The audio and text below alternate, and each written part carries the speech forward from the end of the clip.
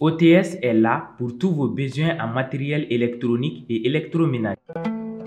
Sistra Technologies est une société de prestation de services et de commerce, évoluant dans le domaine des nouvelles technologies de l'information et de la communication, la fourniture de matériels biomédicaux, la bioinformatique. Pour tous vos besoins en librairie, papeterie, matériel informatique, appareils électroniques et divers, rendez-vous chez AKD Informatique. Ce JT vous est présenté par ESG, École supérieure de gestion. ESG, École supérieure de gestion, spécialisée dans la formation des métiers de la comptabilité et de la gestion d'entreprise. Actuel Média lajibagaw anga foli baw ye ka benen sangada ye aw bismillah ko kuna fonu keneka bakuru baw flani jekulu kura do sigira senga alamsado cinéma magique la min konna la ametanga seconde dongo tigila mo soro e wira fara nyogonga ke ka dongle da jamana tola taji ferela uye fara nyogonga mbake octobre kalo kile mugani kele wala sa ka se ku ka bara chatugo awfo wa wira tunya yira ka fo ku bina ta bara blala ni wati laban na musolaka do keme ku chesiri safina glanfe safina minu yara kan an farikolo ma nunu de kuna fonu kuma bawe ka fara dore ka amena minu kono kuma wala wala we aw bismillah. Actuel Média lajibagaw aw bismillah ko dogo kun kibaro keneka ina fo antu ya fo bakuru baw la tugo mina abe san kono ton boyango bo mali be gelaya konna la o siratiga de la shifina ka do fara la nyogonga alamsado octobre kalo kile mugani kele samba flan mugani kele cinéma magique la mi nu demene era tuno famok fe akena konna la uye togo me di fara nyogonga masa ode malikura aw ye wuli akena konna la ambe sega ma chama ye inafo anga ministry mi sigileno jamana sigili senga oma Mamadou Bilali Koulibaly alebe nyefoli kan yaka Mali manakamba Kawule kanda bla malioma wala su ka bɔ u k'u jogo fale wala sanga malikura glan o kɛra baara ye min ni collectif malikura y'i jɔ o tigiya kɔrɔ o de hukumu kɔnɔna na collectif malikura n'a ɲɛmaa Bokar Tulenta u bɔra cinéma magique ex Babemba la alamisa don octobre kalo tile 21 tɛmɛni ka taa baara ninnu bɛɛ bilasira bibina malien den bɛɛ mali kanu bɛ malien den bɛɛ la mais ko dɔw kɛra o de y'a to an bɛɛ tigɛra malienya la o de kan ka falen an man ka tigɛ mali la mais malien den kolon de bɛ mali kolo tɛ mali ye jamana ba de donc an k'a dɔn ko bibina jamana ye an de an kelen-kelenna bɛɛ ka wuli ka an jogo falen n'an y'o kɛ tile 2 tile 3 mali bɛ bɔ nɔgɔ la.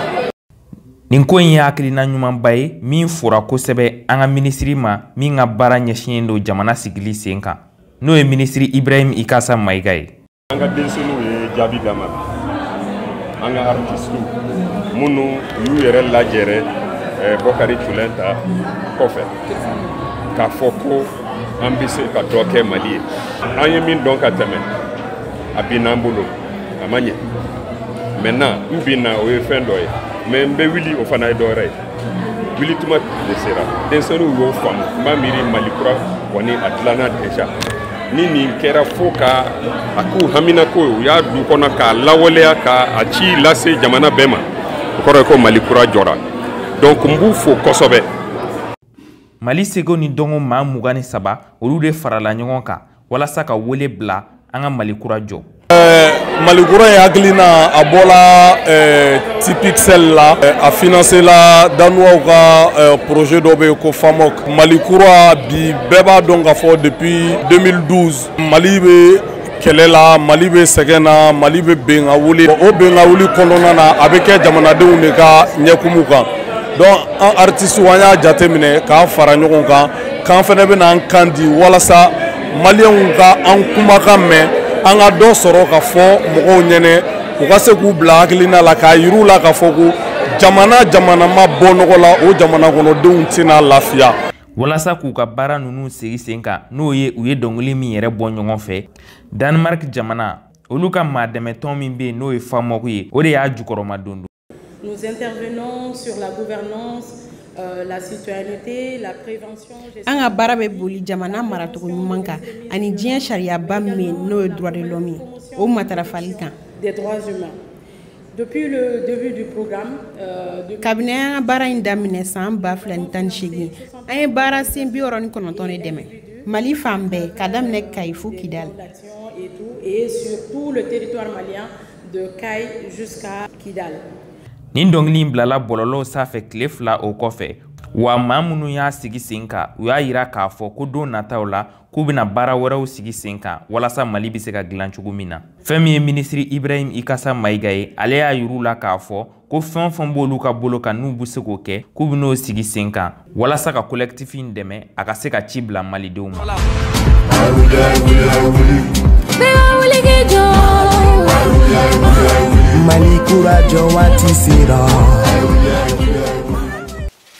O tɛmɛnen kɔ ka bɔ yen sina bɛɛ fɔ ale jabala kɛra taji feerela olu ka kunnafoni di kɛyɔrɔ ye min kɛra alamisa don octobre kalo tile 21 san 2021 nin kɛnɛ in kɔnɔna la baarakɛla ninnu y'a yira k'a fɔ gɛlɛyaw b'u ka baaraw tacogo la wa u yɛrɛ tun y'a yira fɛnɛ k'a fɔ k'u bɛ taa baarabila la n'o ye tile 3 baarabila ye. Kasim Jabate ale bɛ ɲɛfɔli kan y'a kan. O de kosɔn an farala ɲɔgɔn kan ka kɛ kelen. Ni lajɛ kun gute dɔ wɛrɛ ye ka se ka ɲɛfɔli kɛ maliyɛnw ye ani diɲɛmaa ye gɛlɛya min y'u bila ka se ka baara bila boloda o min bɛ ta octobre kalo tile 27 ka taa bila tile 29 la san 2021. Taji feere yɔrɔ n'an b'a fɔ ma station Shell, Oryx ni Total olu maaw ka baarakɛlaw walima u ka cidenw n'o bɛ tali kɛ pompisiw, vendeurs, vendeuses ani laveurs la. Walajɛ in senfɛ u y'a yira k'a fɔ ko gɛlɛya min b'o kan u ka baara kɔnɔ k'a tɛmɛna dan kan. Hali ni baarabila yamaruyalen don jamana sariyasunba kɔnɔ nka a man di baarakɛla si ye ka baarabila kɛ nka fɔ a fana k'a dɔn ko ba degunnen bɛ kini kɛ. N'i ye mɔgɔ caman ɲininka bi olu yɛrɛ hakili la k'a fɔ ko se sugu bɛɛ bɛ anw ye k'a sɔrɔ dusukasi min b'an kan bi an de b'a dɔn. Anw exploitelen don ka se niveau min na bi ni an yɛrɛ m'an bolo di ɲɔgɔn ma ka jɛ ka kɛ kelen mɔgɔ se k'an ka problème solutionner. Donc gɛlɛya b'an kan. An y'a hakili jagabɔ ka fara ɲɔgɔn kan an kɔni wulilen don k'an jɔ bi wa sigili t'a la. Contrat sugu dɔ bɛ d'an ma contrat min an t'a sugu dɔn SSO travail fɛnɛ tɛ contrat nin yɛrɛ sugu dɔn yɛrɛ o dekun de bɛ anw kan. An ka laɲini de ye an ka sara ani heure supplémentaire. Hali n'a sɔrɔ waati tɛmɛlenw na ni maa ninnu tun bɛ dɛsɛ ka fara ɲɔgɔn kan siranya kosɔn nka bi u ka fara ɲɔgɔn kan ye fangaba ye u bolo. Gɛlɛya kɔni b'an kan c'est vrai anw t'a yɔrɔ dɔn dɛ wa n'an wulilen k'a ɲini. An b'a sɔrɔ cogo cogo sa ni an wulilen an t'an sigi f'an ka hɛrɛ sɔrɔ. Gɛlɛya fɔlɔfɔlɔ min olu de y'u bolonɔ bila gafe dɔ la n'o ye convention pétrolier u y'u bolonɔ bila la non seulement u tɛ ka appliquer mais à chaque fois u b'a relecture kɛ. U ni jɔn bɛ ka relecture kɛ anw t'o dɔn. Bɛɛ de ɲɛ yɛrɛ la mɔgɔ anw si kun tɛ nin dɔn hali n'i ye direction ma essayer ka kuma sigi ka kuma kɛ n'anw ye sabula anw bɔra kalama de anw ɲɛ yɛlɛ sisan anw kun tɛ si kalama la. Ni convention kɔnɔna ta k'a lajɛ a fɔra ko baarakɛla kelen kelenna aw de ko k'aw bɛ se ka 12 000 francs di u ma carburant sɔngɔ ye aw de ko prime ancienneté k'aw bɛ se k'o di baarakɛlaw ma aw de ko 13e mois u y'o tigɛ a mɛnna k'aw bɛ se k'o di san laban wari min bɛ d'aw ma. Ni baarakɛla ninnu ye laɲini 13 de bila u ka ɲɛmɔgɔw ɲɛkɔrɔ wa u y'a yira k'a fɔ ko bɛ wulikajɔ bɛɛ kɛ walasa ni laɲini ka se ka sabati nka u y'a yira k'a fɔ ko ni wulikajɔ in kɔfɛ n'o ka laɲini ma sabati ko bɛna wulikajɔ wɛrɛ kɛ min fanga ka bon kosɛbɛ walasa u ka laɲini ka se ka sabati. Taji feerebaliya jamana kɔnɔ o bɛ se ka kɛ gɛlɛyaba ye o hukumu kɔnɔna na maa min bɛ taji ta ni station na olu bɛ se k'u ɲɛ jɔ nin ko in na a bɛna laban cogoya min na. Bamakɔ baaramisɛnninw cɛla safinɛ dilan b'o la muso caman bɛ yen nɔ olu kɛn bɛ k'u wakili sɛmɛ bi an ka farafin safinɛw dilanniw na minnu bɛ dilan ni an yɛrɛ bololafɛnw ye wa a ka ɲi an yɛrɛ farikolo ma walasa ka faamuyali sɔrɔ nin na Aïssata Jakite ale bɛna walawalali k'an y'a kan. Nse ne mago bɛ safinɛ dɔ de la ne ka fari sisan fari bɛ ka fɛn ma bɔ n'a falo kɛ ɲami. A bɛ dilan n'an ka farafin yiri a n'an ka tulu kɛrɛnkɛrɛnnenlen dɔw ye. An bɛ don min na i ko bi safinɛ kɛra fɛn ye kosɛbɛ min laɲininen don musow fɛ. Lasanuyali fɛn don wa a ka ɲi kosɛbɛ farikolo ma kɛrɛnkɛrɛnnenya la maa minnu fari man ɲi wa safinɛ ninnu bɛ dilan ka sanga ni farikolo bɛɛ togo ye. A dilanni la lamarali ko o tɛ tɛmɛ kunɲɔgɔn kelen kan. Ne bɛ safinɛ dilan na sisan ɲinan y'a san 7 ye farikolo kan ka furakɛ n'an ka dunfɛnw ye k'a sɔrɔ a ma don kɔnɔbara la farikolo fɛnɛ kan ka kɔlɔsi de a kan ka balo ka ɲɛ de ni ne ye n ka sɛgɛ kɛ ji la man kɛ ji la wa n tɛ jikalaman kɛ n ka sɛgɛ kan n bɛ sɛgɛ lamaga k'a bila fo a ka sumaya n'a sumayara tuma min na n bɛ sɔrɔ ka ani n ka kɛfɛnw jɛ a bɛ butɔn faga ka bɔ farikolo la sanfɛla ninnu ani foire ninnu ni min bɔra farikolo la a bɛ farikolo furakɛ ka ɲɛ yɛrɛ de. Nin fɛn kofɔlen in bɛ maa caman de la nisɔndiya minnu b'a san ani minnu b'a feere. Makara esthétique la commande kɔni bɛ bɔ yɔrɔ caman de ka na. Bon, ne ka client cible yɛrɛ ye salontigiw de luxe boto b'a la supermarché alimentation bon hali au niveau des pharmacies ne bɛ feere kɛ yen olu fana bɛ minɛn ta ne bolo administration les particuliers ninnu bɛɛ ye ne ka client ye nafa ɲɛ muso ye cogo min na a bɛ nafa ɲɛ cɛw ye cɛw ka yɔrɔ fanba o ye safunɛ ni situlu. Madame Aïdara fɛ yen safunɛ ninnu sɔngɔ bɛ sanga ni a bara hakɛ ye. Prix daminɛ 100 ka yɛlɛ ke bɛɛ bɛ se k'a san wari k'a daminɛ i n'a fɔ 1500 o ye petit format ye 1000 francs o ye grand format ye bara fitinin b'o feere 150 kumaba in ye 200 a bara kumaba o ye 500 ye bon savon bɛ yen nɔ 3000 francs bɛ yen a sholamani éclaircissant an b'o feere 5000 éclaircissant an b'o feere 5000. Maa farikolo la jantoli ye lafiya koba ye kɛrɛnkɛrɛnnenya la kɛnɛyako ta fanfɛla jɔda dɔ kɔni ye safunɛ ninnu ye k'a dɔn ka fɔ ko safunɛ dilanni k'a feere o kɔni kɛra maa caman de ka wari ɲinida ye.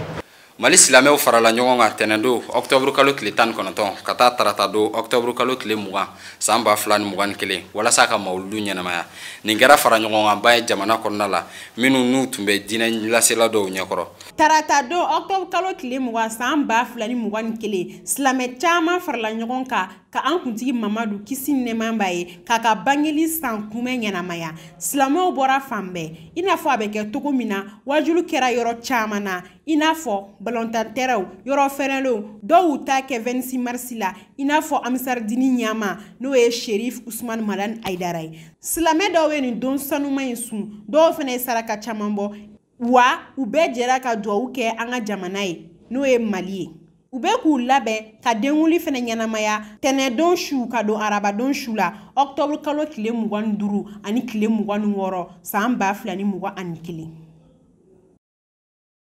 Octobre kalo ye ɲɔgɔn dɛmɛ kalo ye Mali kɔnɔna la kalo min kɔnɔna la maa dɔw ka fara jɛkulu dɔw kan u bɛ dɛmɛ ta ka ɲɛsin maaw ma minnu n'a ka kan ɲinan ta Lasana Kamara n'a jɛɲɔgɔnw ma to kɔ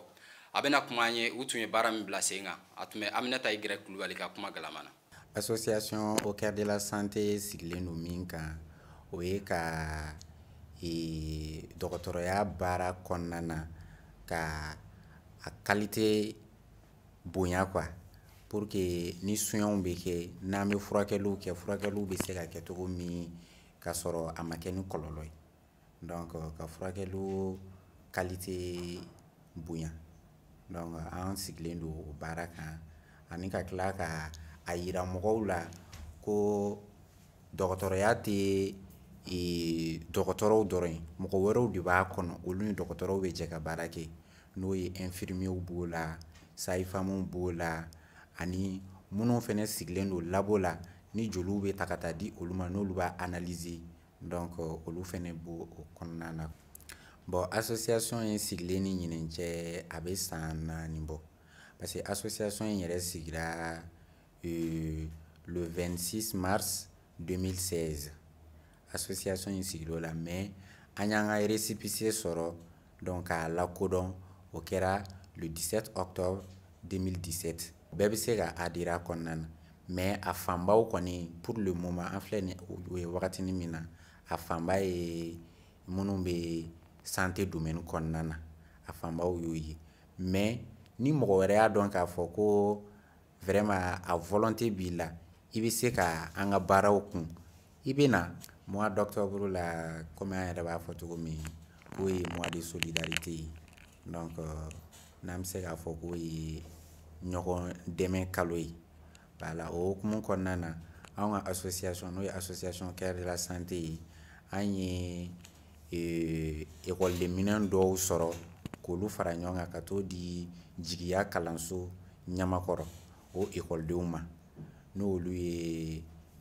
surumiyɛw ye n'a bɛ fɔ olu ma bobow ni kulogerew donc olu ka ekɔliso an bolo kɛra ekɔliden minɛn fɛn dɔw la an taar'o di olu ma o fɛnɛ tɛmɛnen kɔ ka bɔ yen nɔ komi octobre kalo in fɛnɛ ale bɛ wele fɛnɛ ko mois rose n'o ye ka cancer kɛlɛ donc ni an b'a fɔ o ma ko bon voilà o hukumu kɔnɔna na an ye musojɛkulu dɔw fɛnɛ fara ɲɔgɔn kan Yirimajɔ donc ka kuma olu fɛ pour que u bɛ se ka u yɛrɛ tanga cogo jumɛn musow ka boma shin ta fan fɛ donc i ka ɲi ka jumɛn ni jumɛn de kɛ pour que i bɛ se ka i yɛrɛ tanga ma ani n'i ye sinw dɔ i la n'i ye fɛn dɔ i la donc pour que i bɛ se ka wuli ka se dɔgɔtɔrɔso la cogoya min na donc a bɛ se ka ɲɛɲini an y'o fɛnɛ baara ninnu kɛ ani an ka groupe dɔw fɛnɛ bɛ réseaux sociaux sanfɛ n'o ye WhatsApp ye an bɛ groupe ninnu fɛnɛ an bɛ baroninw fɛnɛ ko olu kan n'o ye ka mɔgɔw la sensibiliser toujours cancer ko in okumu kɔnɔna na bon an bɛ wagati min na i n'a fɔ bi association au cœur de la santé a bɛ baara kɛ ni a yɛrɛ de fɔlɔ n'a yɛrɛ ye bon n'an kɔni ye mɔgɔ wɛrɛw sɔrɔ minnu bɛ se ka n'an ni minnu bɛ se ka fara ɲɔgɔn kan ni minnu bɛ se k'an dɛmɛ fɛnɛ donc o bɛ kɛ tare ba ye an yɛrɛ ma. Nin waati in na Mamadu Bilali Kulibali bɛ ɲɛfɔli k'an ye jamana kɔnɔna kibaruya tɔw ani kɔkantaw kan teliya la. walasa k'a yira ko min bɛ k'a fɔ k'o tɛ tiɲɛ ye n'o de ye k'a fɔ ko jamana ɲɛmɔgɔ ye yamaruya di Haut Conseil islamique ma k'a ka taa kuma banbaaci wale ɲɛmɔgɔ dɔw fɛ. O de ye hukumu kɔnɔna na Mali ɲɛmɔgɔw ye sɛbɛn bila bɔlɔlɔw sanfɛ min na u b'a yira k'a fɔ ko nin kuma minnu bɛ sen na k'o tɛ tiɲɛ ye. Ko an bɛ don min na i ko bi k'olu ma yamaruya di mɔgɔ si ma i ka taa kuma Yadi Agali fɛ walima Amadu Kufa.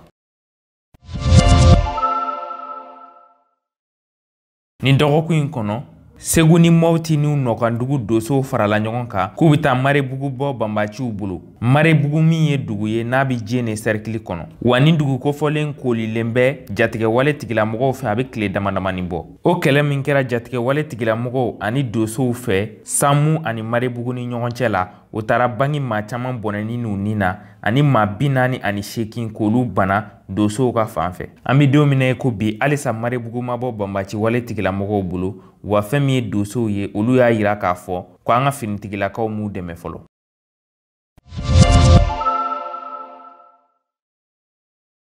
Diɲɛ tɔnba min bɛ n'o ye Nations Unies ye olu ka ciden caman nana sibiridon tɛmɛnen Mali kɔnɔ. U nana an ka jamana kɔnɔ tile 2 ɲɔgɔn ye la. Hakilina jigila kabini san 2013 n'o bɛnna ni MINUSMA bilali ye sen kan. Kuma bɛɛ u bɛ to ka na bɔ Mali la walasa ka na kuma fɛn minnu b'a ni ɲɔgɔn cɛ n'o ye lakana ye. U ka nali hukumu kɔnɔna na u bɛna a sɛgɛsɛgɛ n'a y'a sɔrɔ diɲɛ sariyaba minnu bɛ yen n'o ye droit de l'homme ye n'a sɔrɔla o bɛ ka labato ani k'a jateminɛ gɛlɛya minnu b'an kan ka sanga ni lakana fanfɛla ye. U bɛna ɲininkali fɛnɛ kɛ n'o ye camancɛ fanga bɛna ban don jumɛn na ani an ye bolonɔbila kɛ sɛbɛn min na n'o ye accord d'Alger ye n'a sɔrɔla o ko bɛ cogo min na.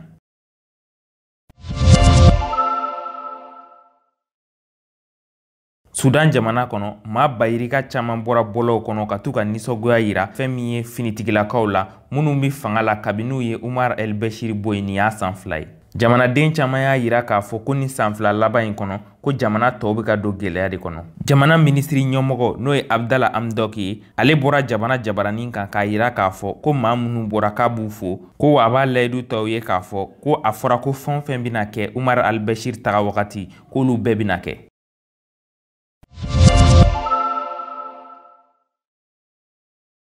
Colombie jamana kɔnɔ drogue feerelaba min bɛ yen ko Dario Antonio Usuka ni maa caman b'a wele ko Otaniel ale minɛna finitigilakaw bolo sibiridon octobre kalo tile 23 tɛmɛnen. A tun bɛ jɛkulu ɲɛma min bɛ wele ko Del Golfa. Jamanakuntigi Ivan Duque ale bɔra jabaranin kan k'a yira k'a fɔ ko nin ye kojuguba de kɛlen ye drogue kɛlɛli la nin san 20 laban in kɔnɔna na. Amérique jamana kun y'a yira k'a fɔ k'olu bɛ $5 million di maa ma ni maa min kɛra sababu ye k'a minɛ.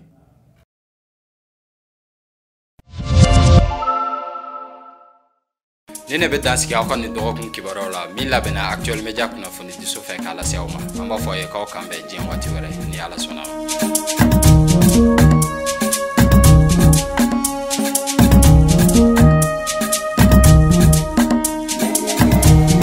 Ce JT vous a été présenté par ESG, École supérieure de gestion. ESG, École supérieure de gestion, spécialisée dans la formation des métiers de la comptabilité et de la gestion d'entreprise.